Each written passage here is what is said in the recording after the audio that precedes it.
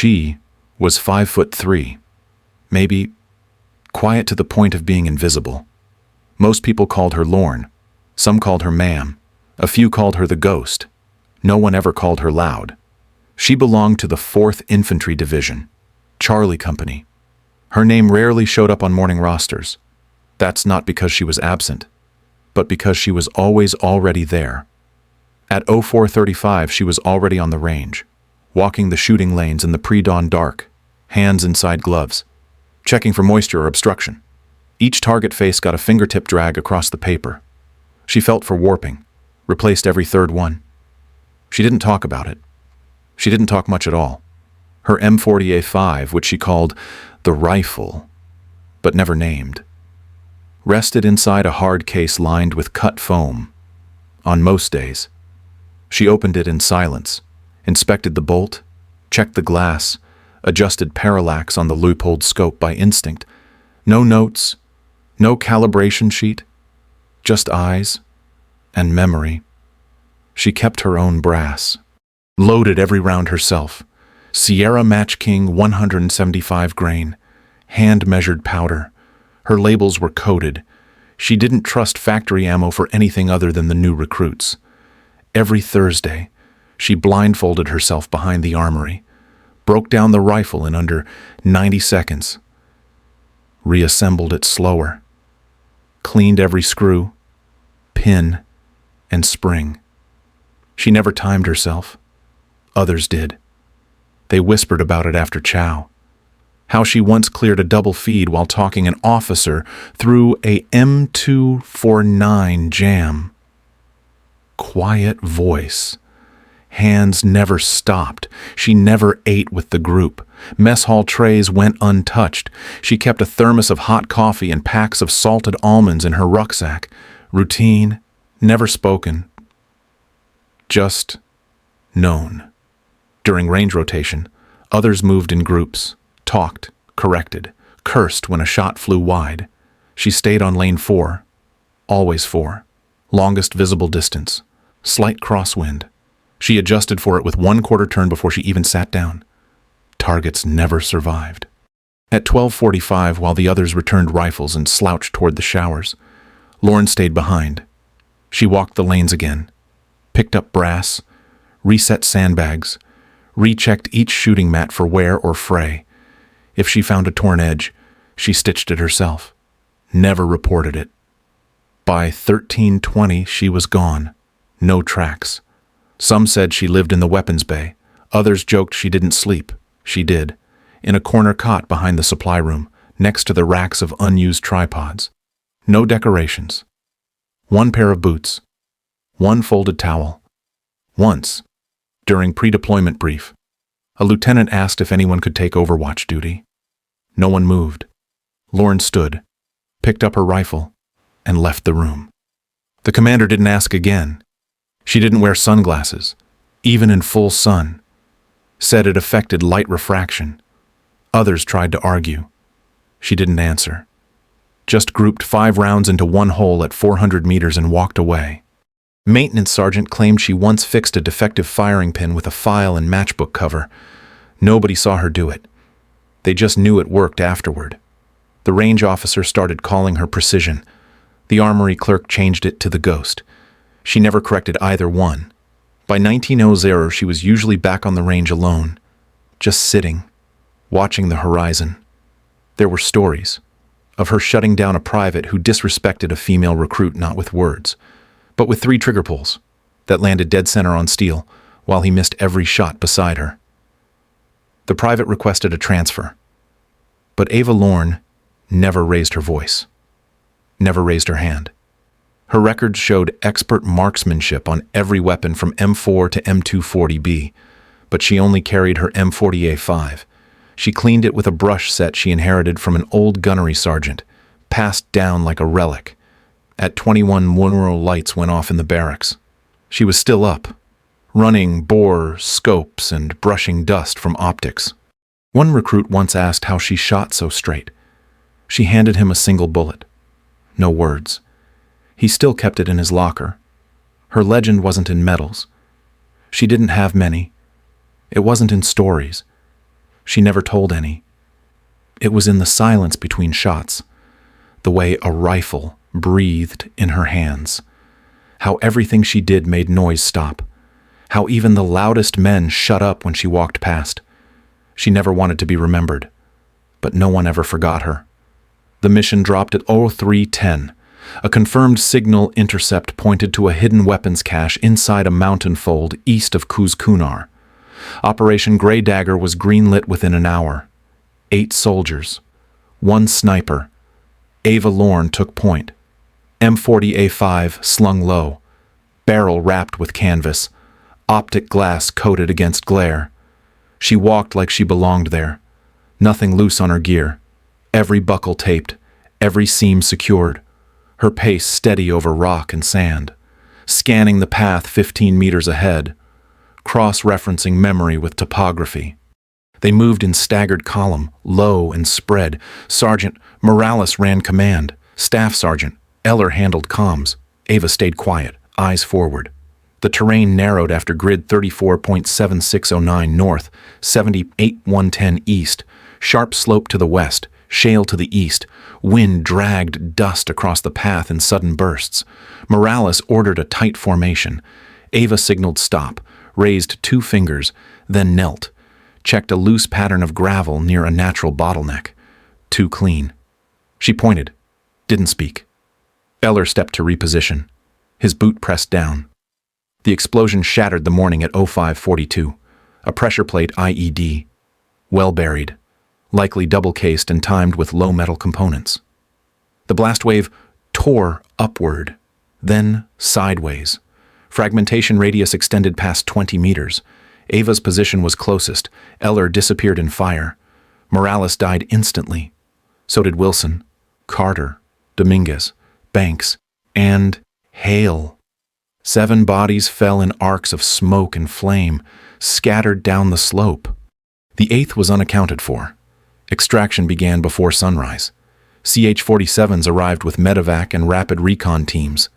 Drone support swept thermal passes for the next 72 hours. Dogs were deployed within the hour. They found scorched gear, blood-soaked fabric, half a rifle casing still hot. Lorne's rifle didn't turn up. They found fragments of it 2 kilometers downslope. Scope shattered, receiver burned. The bolt was missing.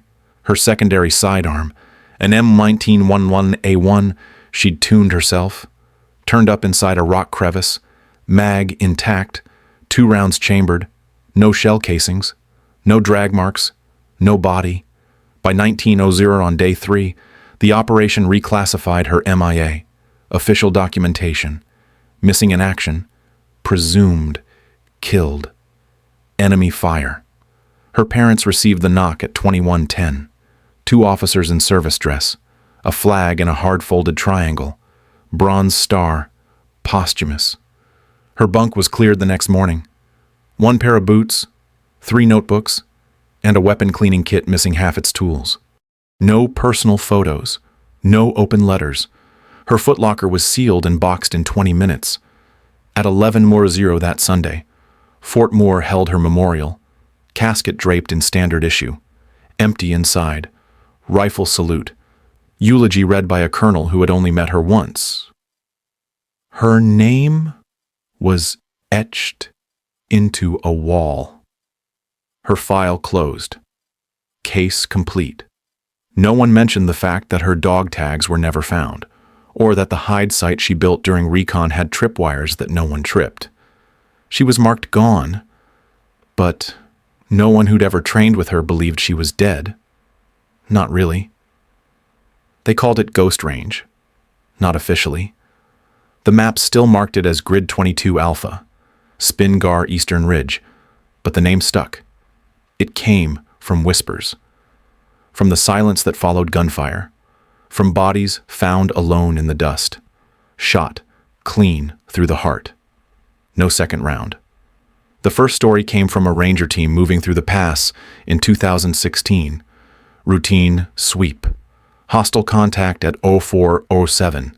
Firefight lasted under 2 minutes.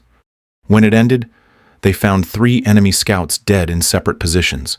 Each had been shot once. Chest, neck, Eye socket. The Rangers hadn't fired those shots.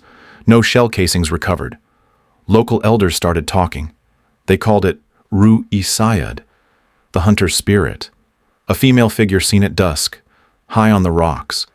They said she never spoke, just watched, then disappeared like wind. Another unit reported an odd signature on drone feed. A thermal blip that moved faster than animal patterns but never showed a weapon. At 2,000 meters, it stopped, then vanished. In 2018, a Special Forces convoy rolled through that zone en route to a high-value target extraction. The road ahead was mined. Their path should have ended in fire. But the mines had been disarmed, pulled out by hand, wires coiled, placed neatly in a side ditch. No footprints, no drag marks. Same year. A pair of insurgents tried to ambush a forward observation post with RPGs. The launchers never fired. Both men were found slumped over the ridge wall, each shot through the head. Quiet shots, single entry, no overpenetration. Intel tried to explain it as rival militias or drones, but no drone fired a 7.62 round from a bolt-action rifle without alerting thermal. Over time, units stopped moving through Ghost Range at night, not because they feared hostiles, but because they didn't want to spook the one who lived there, if she was still alive. In 2019, a CIA ground team set up a listening station on the ridge's western shoulder. They picked up encrypted chatter, intercepted at perfect clarity. When they traced the source, it came from a passive relay, homemade, wired into a broken weather sensor. Whoever built it had routed their own power cell into a local frequency with zero bleed. No one claimed it. In the files, the station was listed as abandoned. In reality, the agents left a day early, said they felt watched. An A-10 pilot flying KS out of Bagram saw what he thought was a person on a ridge during a low pass, too high for hikers, no signature on radio. When he doubled back, the ridge was empty. In 2021, during a Taliban resurgence, a small Marine recon team got pinned by mortar fire. Return path blocked, communications jammed. At 22:43, they set flares for emergency exfil. At 22:49, mortar fire stopped. At 22:51, the team observed 6 muzzle flashes from the tree line. All hostiles went dark. When they checked the ridge after daylight, they found casings from a bolt-action rifle, carefully collected in a pile, not scattered, stacked, like someone had taken the time. One brass round still had a thumbprint in the lacquer. They left it undisturbed. No one ever found a campsite, no fire pits, no wrappers, no trail. But sometimes, just before dawn, if the wind shifted right, teams reported hearing clicks, like a bolt sliding home. Some chalked it up to nerves. Some didn't speak of it at all. They knew what they'd seen, or what they thought they saw. A single figure, watching from above, then gone. Bravo team hit dirt at 04:23. 6 men, light recon kit, SIGINT priority. Satellite maps showed high-frequency distortion across grid, 34.7521 north, 71.9542 east. Same spot as a classified redacted op from 10 years back. Command flagged it as residual interference, possible drone wreckage, or enemy relay tech. Rodriguez led, Sergeant First Class, 3rd deployment to the region. He didn't talk much. The others followed his pace without question. By 05:02, they reached the mouth of a narrow canyon. Wind cut, steep stone, high walls, dead zone for RF. Normal. Nothing tripped yet. At 05:14, Sergeant Clark noticed the uplink blinking red. Lost satellite. He tapped twice. Reset protocol. Switched frequency. Static. Chen. Their thermal scanner. Checked the ridgeline. No heat bloom. Nothing moving. Too quiet. At 05:17, GPS dropped. Devices showed different elevations. Some spun position loops. Rodriguez tapped his throat mic. Bravo, 6 to command. Confirm uplink. No reply. Just static. 05:19. They entered the canyon. Walls closed to 15 meters. Shadows thick. One way in, one way out. Clark flinched. His headset cracked. High-pitched hiss. Battery drained to 0 in 2 seconds. Backup fried on boot. Static now in everyone's ears. Rodriguez held up a fist. Halt. Then it came. First round hit the wall 5 feet above them. Dust exploded. Shrapnel tore sideways. More muzzle flashes. East wall. North ridge. West ledge. Surround fire. Coordinated. Rodriguez dropped. Rolled behind a boulder. Miller and James ducked right. Hard cover. Chen threw himself down. Optics clutched tight. RPG hit wide. Impacted high. Dust cascade. No casualties. But the next one would be aimed. Rounds poured in. AK bursts. Short. Trained. They weren't militia. Too clean. Bravo fired back in controlled pairs. Suppression fire. But no clear targets. Too high. Elevation gave the enemy full dominance. Rodriguez shouted hand signals. Miller moved forward to draw fire. It worked. Tracers followed him across open ground. He slid under a low shelf. Breathing hard. Chen turned his thermal scope. Left. Swept 180 degrees. 15 heat signatures. Multiple shooters. All above. All angled down. They were pinned. 0524. RPG spotted on the eastern ridge. The shooter kneeled. Positioned clean. No wobble. Stabilized against stone. He aimed at Bravo's largest piece of cover. Rodriguez, Clark, and Chen sat behind that slab. 3 seconds to lock. 2 to squeeze. 1 to impact. Rodriguez yelled, "RPG!" Clark dove sideways. Too late. Then the shot came. Not from Bravo. Not from above. From the far western ridge. 800 meters away. One shot. The RPG soldier dropped. Spine twisted. Launcher clanged to rock and rolled out of reach. Everyone froze. Chen's scope blinked. One red dot. Alone. Behind the western rise. Elevated. Still. Rodriguez checked his GPS. Glitched. Manual overlay. Map coordinates read exact. 34.7521 north. 71.9542 east. He didn't speak. Didn't need to. The odds just shifted. But not in any way they understood. The shooter steadied the launcher. Body crouched. Legs locked. Arm wrapped tight around the tube. He leaned forward, adjusting for wind. He didn't rush. Rodriguez saw the motion, the tilt of the weapon. It pointed straight at the boulder. 3 men behind it. No time to move. No way out. A breath caught somewhere. Then the sound came.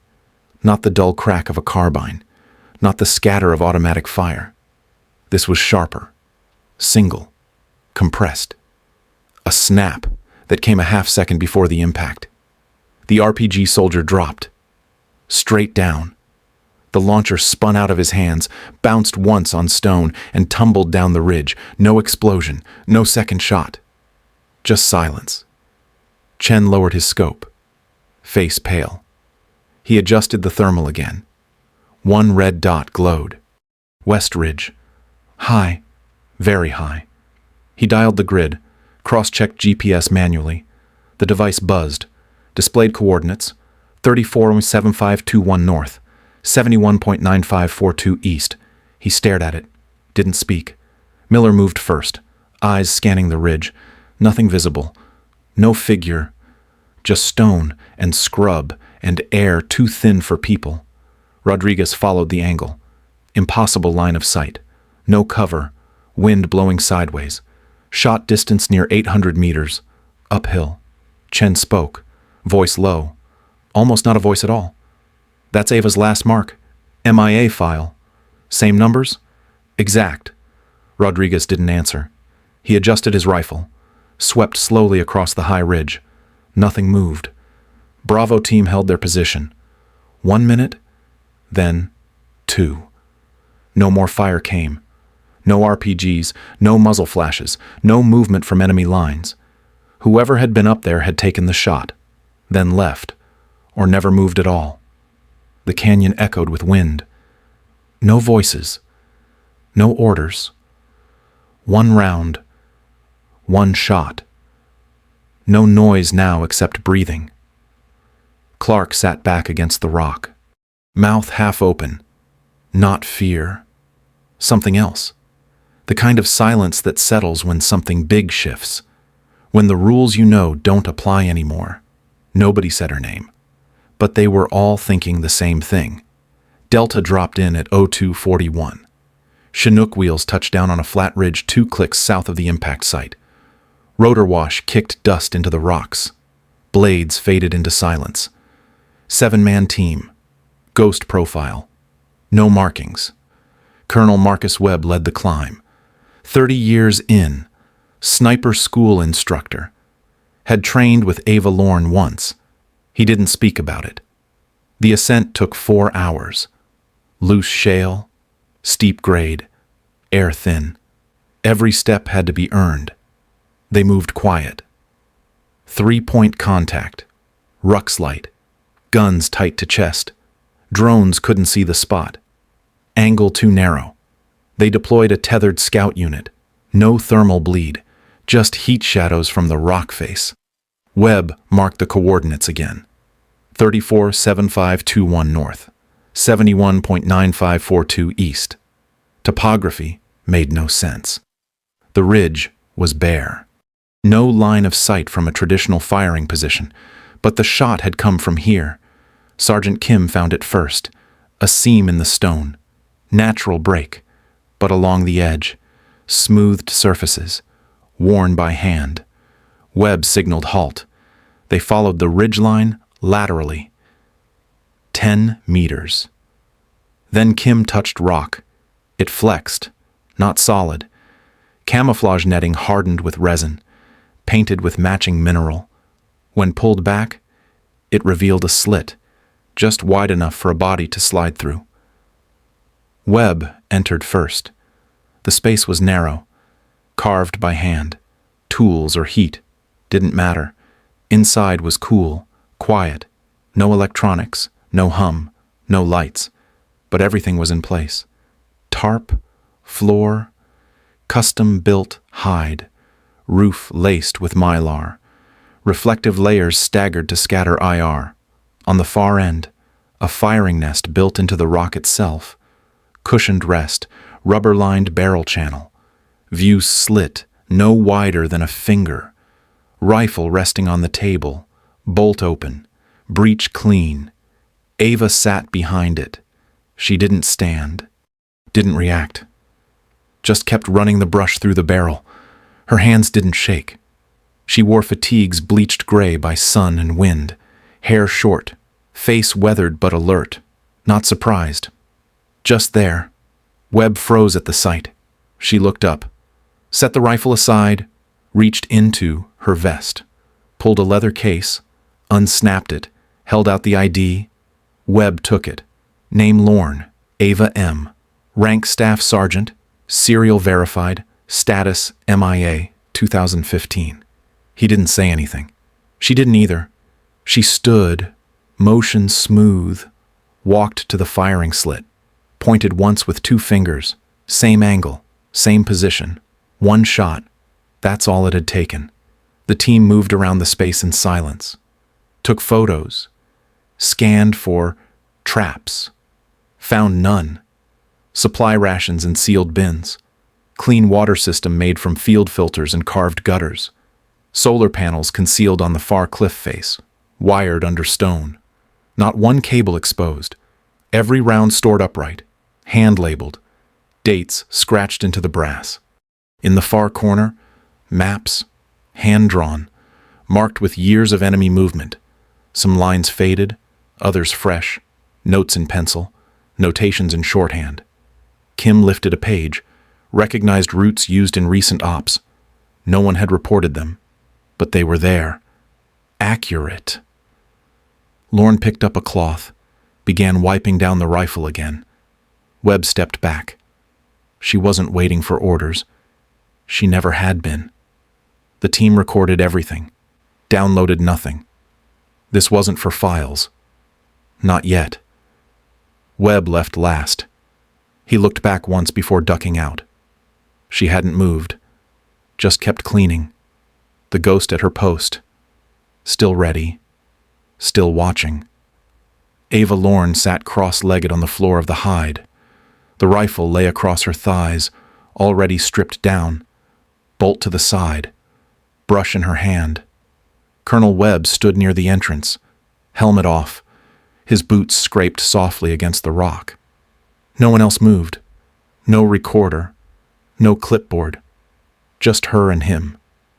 He didn't ask a question. She spoke anyway. Low. Precise. IED went off at 05:42.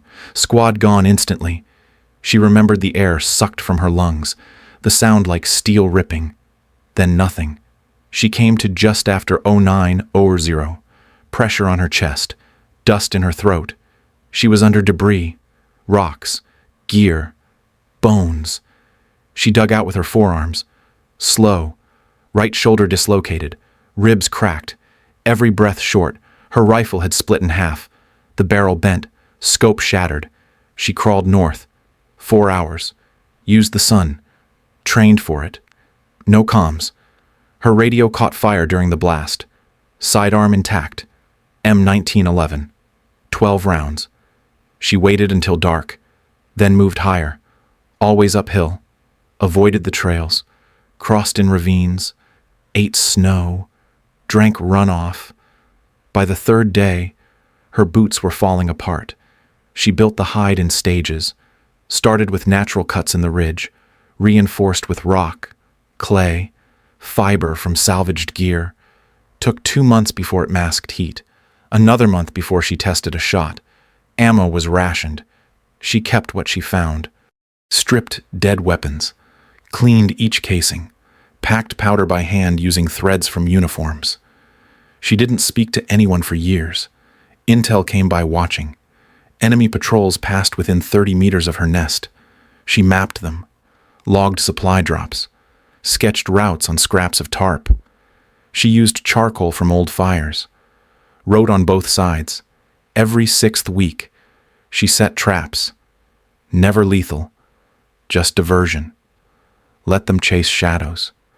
When they returned, she had already shifted position. Sometimes 20 feet. Sometimes 20 meters. Never the same spot twice. She hunted at night. Wild dogs. Goat. Anything with meat. She never lit fires. Never used light. The solar rig came from a downed drone in 2017. She waited 4 days before retrieving it. Moved only after the birds stopped circling.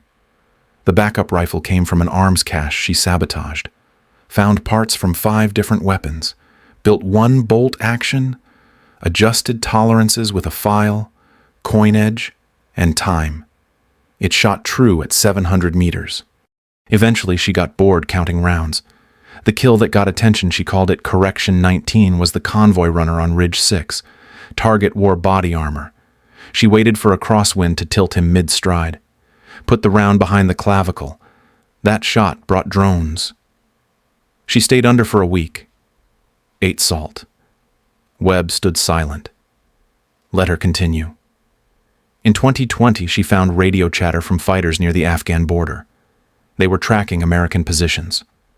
She rerouted their comms using salvaged antenna wire, fed them loops from old broadcasts. It worked for 3 months before they caught on. She moved again. She marked every year with a scratched line on the firing ledge. There were 10. He glanced toward the wall. 10 grooves, not deep, just clean. She held out a logbook. Handwritten. Dated entries. No gaps longer than 5 days. Recon notes. Movement grids. Elimination reports. 43 entries with confirmed kills. None wasted. No doubles. Just 1 shot each. She looked at Webb. Not cold. Not proud. Just clear. I never left my post. She said, I was waiting for the right shot. She didn't elaborate. Didn't list sacrifices. Just kept cleaning the bore. Webb looked at her hands. Scarred. Steady. No hesitation. No twitch. He didn't salute. He just nodded. then turned to leave. Behind him, cloth brushed metal. A bolt slid home. Quiet. Final. They brought her back on a C-130. Quiet flight. Rear of the bay.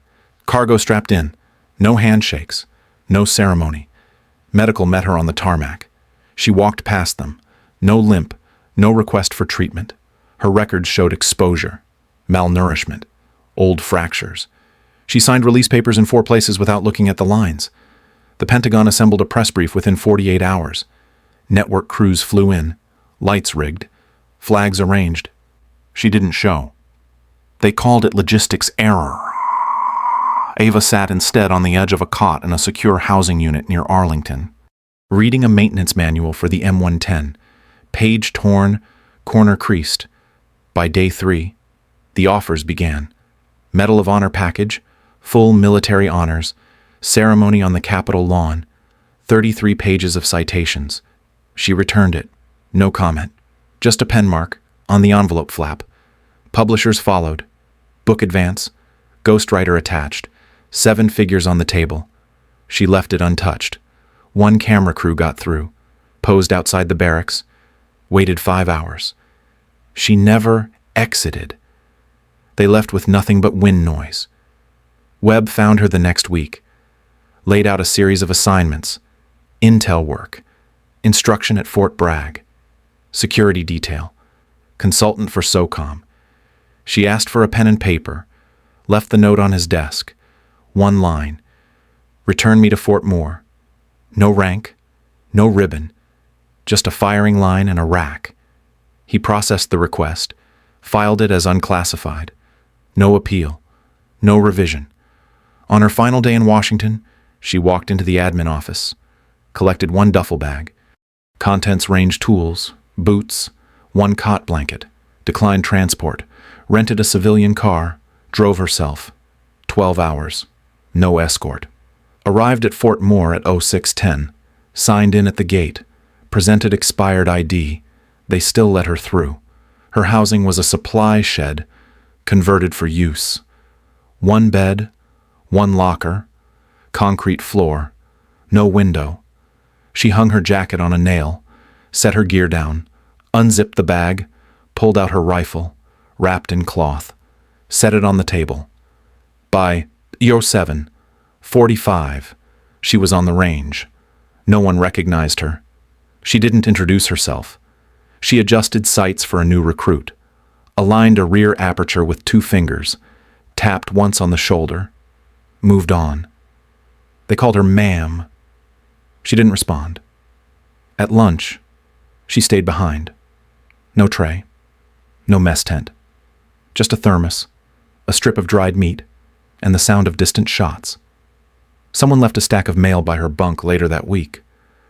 She burned it in a metal can behind the barracks. No flame higher than 6 inches. No ashes left. She arrived before the sun, wore no rank, plain fatigues, no patches, nothing on the cap. The recruits noticed, but no one said anything. She set the cones at 0450, checked the sandbags, walked each firing lane once, then again, tightened bolts on 3 tripods, replaced 2 cracked mats, no clipboard, no roster. She didn't take attendance. She stood at the far end of the range and watched. At 06:00, the instructors called the line hot. The recruits ran through first positions, breathing too loud, shoulders too high. Triggers slapped. She moved without sound, knelt behind Private Weston, adjusted the cheek weld with 2 fingers, shifted the sling from elbow to tricep. Didn't speak. Weston hit center mass on the next pull. She moved to the next, corrected 1 finger placement, 1 elbow angle, 1 foot shift. Targets dropped. Steel rang. No speeches. No name tags. No praise. By week 2, they noticed she never carried a clipboard, never called for ceasefire, never raised her voice. She walked the lanes like she'd built them. Every few hours she fired once. Her rifle rested behind the benches, wrapped in canvas, bolt action, custom scope, grip smooth from years of wear. She shot cold. No warm-up, no spotter, just one round. Center hit, always. The recruits called her the ghost instructor. Started quiet, then stuck. They said she didn't blink when the rifles misfired. Didn't flinch when rounds cracked nearby. She just waited. Let the shooters correct themselves. At the end of drills, she replaced targets. Alone. Walked the yard. Pulling paper. Taped new ones. Cleaned brass with a magnet rake. One recruit tried to help. Once. She nodded once. That was it. By month 2, scores improved. Weston cut his groups by half. Sandoval stopped overcorrecting. McAllister learned to breathe through his stomach. None of them had ever seen her miss. Once, during a weather drill, the wind picked up hard from the east. Visibility dropped. Targets swayed.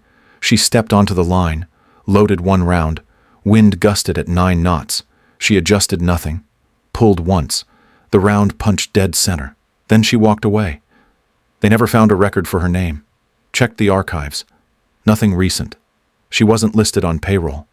But every morning, she was there, fixing rifles, tuning triggers, teaching how to move without sound. By the end of the course, they all copied her grip. They all slowed their breath before each shot. Some wrote notes, others just watched. She didn't care which. She came.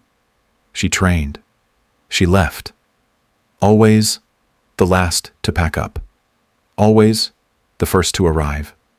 And never once did she smile, or speak more than 5 words at a time. But when the new batch shipped out, they all hit what they aimed for. That was enough.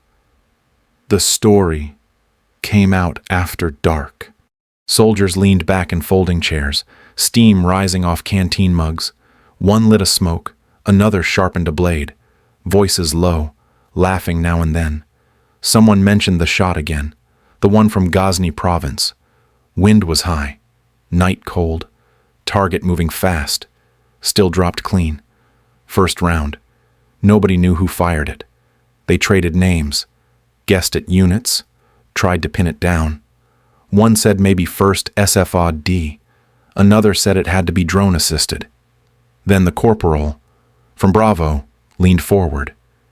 He'd seen the ridge himself. Said it was no drone. Said whoever fired didn't need tech. Just time. And silence. A young private asked, who trained a shooter like that? Nobody answered. The fire popped once. Then quiet again. On the other side of the world. The range lights were off. No moon. Just amber bulbs from the perimeter fence.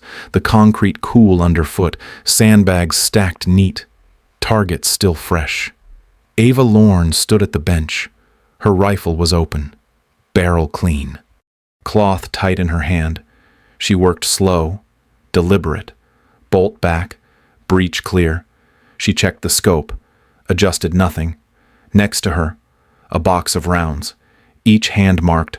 Primer set just right. She didn't look up. Didn't check her watch. She was always on time. A flag shifted in the wind above the armory. No sound. She finished the last stroke, reset the bolt, and leaned the rifle against the stand, then sat, just breathing. No cameras, no medals, just powder, metal, and the feel of worn gloves. The ghost never needed a name, only the shot.